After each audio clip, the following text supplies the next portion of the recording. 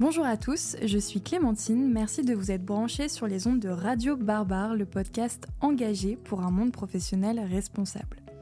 Chaque mois, on vous propose de retrouver nos experts pour prendre avec eux un shot RH sur leur thématique des ressources humaines. Ce mois-ci, on s'intéresse à la thématique des départs en entreprise et plus particulièrement aux manières de transformer ces transitions en expériences positives, tant pour l'employeur que pour le salarié qui s'en va. Un départ est toujours un moment délicat. Lorsqu'un collaborateur part de lui-même, plusieurs émotions négatives peuvent venir nous submerger. Surprise, déception, stress du remplacement, crainte de l'impact sur l'équipe. Stop, changeons de perspective. Votre collaborateur n'a pas décidé de vous quitter, il a choisi de saisir de nouvelles opportunités pour son épanouissement professionnel. Son départ peut même peut-être créer des opportunités pour les employés actuels.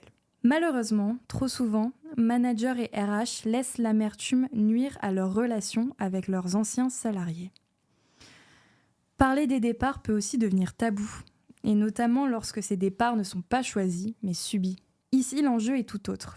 Comment réussir ces départs lorsqu'ils sont vécus douloureusement ? J'accueille aujourd'hui Laurence Pornet, responsable pédagogique, référente Outplacement, formatrice et coach chez RH Performance.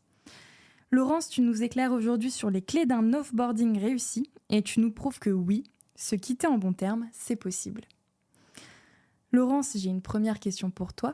Tu accompagnes de nombreuses entreprises dans la gestion des départs, mais aussi sur des sujets de rétention des talents. Pourquoi, selon toi, le sujet du départ reste-t-il encore tabou dans certaines organisations et quels impacts cela peut-il avoir sur l'ensemble des collaborateurs ? Alors, pourquoi est-ce que ce sujet est un sujet tabou ? Eh bien, peut-être tout d'abord parce qu'il questionne. Il questionne sur soi en tant que manager, sur ses capacités, sur sa capacité à retenir les talents. Parce qu'il occasionne aussi forcément des peurs, des craintes. Je dois pouvoir me dire très certainement, tiens, si lui part, peut-être que ça va donner des idées à d'autres. Peut-être enfin parce qu'il marque la fin d'une histoire et on sait que c'est rarement simple. Merci pour cette première réponse. On parle beaucoup d'onboarding, mais souvent l'offboarding, ça semble un peu négligé. En quoi un processus de départ bien structuré est-il crucial pour l'entreprise comme pour le salarié ? Et selon toi, quelles sont les clés d'un offboarding réussi ? Alors la première clé, comme dans toute histoire qui se termine, c'est selon moi la communication. Communiquer avec notre collaborateur qui nous quitte sur les raisons de son départ peut nous éclairer sur des points que nous avons négligés ou que nous ignorons et qui pourtant constituent des sources potentielles pour d'autres départs. Je m'explique. Si j'apprends que mon salarié nous quitte parce que selon lui, il lui manquait de la vision, il lui manquait du projet, il lui manquait de l'autonomie dans son fonctionnement au quotidien, eh bien sûr qu'il aurait été certainement plus utile de le savoir avant. Cela dit, si je suis ouvert à la remise en question, eh bien cela peut m'être utile pour m'améliorer dans mon management. Communiquer aussi sur ce qu'il a apprécié dans notre collaboration, mais aussi de manière générale. Se quitter sur une note positive est toujours mieux dans tous les cas. En effet, n'oublions pas que ce collaborateur est aussi un ambassadeur de l'entreprise lorsqu'il la quitte. Alors une autre clé, selon moi, pour un offboarding réussi, c'est d'accompagner le rebond professionnel. Il est possible, en effet, de proposer à notre collaborateur, par exemple, des recommandations à faire figurer sur son LinkedIn, de lui donner notre accord aussi pour de futures prises de référence.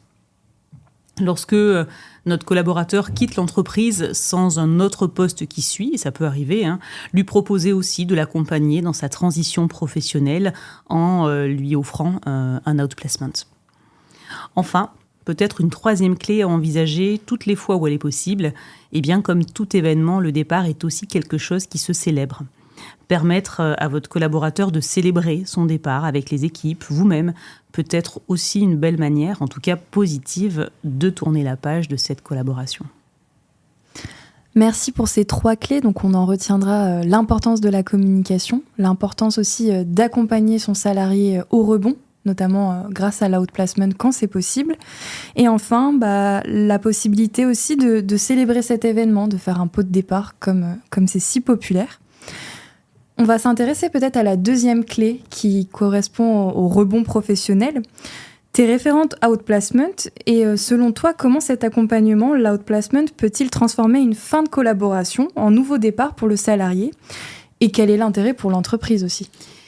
Eh bien, le départ d'une entreprise, surtout lorsque celui-ci n'est pas choisi, peut s'avérer douloureux, et même des deux côtés. Des raisons économiques, des raisons de réorganisation, de changement culturel peuvent parfois nous contraindre à la séparation. Alors évidemment, cela reste sans doute plus difficile pour celui qui part, mais si l'on fait la comparaison avec le couple, cela reste aussi difficile pour celui qui reste. L'outplacement est une alternative qui permet de se quitter en bons termes. Si je me sépare d'un collaborateur, je le sécurise aussi dans son rebond professionnel. Je lui permets d'être suivi par une équipe de pros qui va pouvoir le guider, le rassurer, l'outiller, bref, le préparer à rebondir vers un nouveau départ. Si cela est bénéfique pour le collaborateur, ça l'est aussi pour l'entreprise qui va engager sa marque employeur dans les off-boarding. Un salarié qui a pu bénéficier de par son ex-employeur d'un outplacement est toujours reconnaissant de cet accompagnement. Et puis n'oublions pas les recrutements boomerang, ces fameux salariés qui reviennent, enfin ces ex-salariés plutôt, qui reviennent après avoir fait une nouvelle expérience ailleurs. Alors certes, ce phénomène des salariés boomerang, même s'il a connu une croissance post-Covid, il demeure néanmoins moins répandu que dans d'autres pays, notamment en raison de nos réticences culturelles et managériales, mais gardons-le quand même à l'esprit. Merci pour ces précisions. Comment est-ce qu'on pourrait conclure ce podcast ensemble ? Eh bien, je dirais qu'un départ, comme tu l'as dit toi-même au début, c'est toujours un moment délicat. Alors, si nos collaborateurs décident de partir, décident de s'envoler vers de nouveaux horizons, eh bien, il n'y a qu'à se dire, tant mieux. D'ailleurs, n'est-ce pas là notre rôle de manager que de faire progresser nos collaborateurs ? C'est un peu comme en tant que parents, lorsque nos enfants quittent le nid, eh bien, il faut l'accepter. C'est notre rôle à nous de les faire progresser, de les faire quitter le nid. Nos collaborateurs ne nous appartiennent pas. Alors, lorsque la rupture, là, est à notre initiative, eh bien, je dirais ou je redirais que c'est notre responsabilité que d'accompagner dans ce rebond professionnel, de le sécuriser. Et dans ce cas-là, l'outplacement est, selon moi, une solution qui peut s'avérer bénéfique. Bref, comme on l'a dit dans tout ce podcast, la séparation positive, c'est un art, mais c'est aussi un enjeu crucial pour l'entreprise d'aujourd'hui. Laurence, merci d'avoir participé à ce podcast. Je vous propose qu'on se retrouve le mois prochain pour un nouveau Shot RH sur la thématique de la RSE et des manières d'embarquer ses parties prenantes dans cette démarche. À bientôt!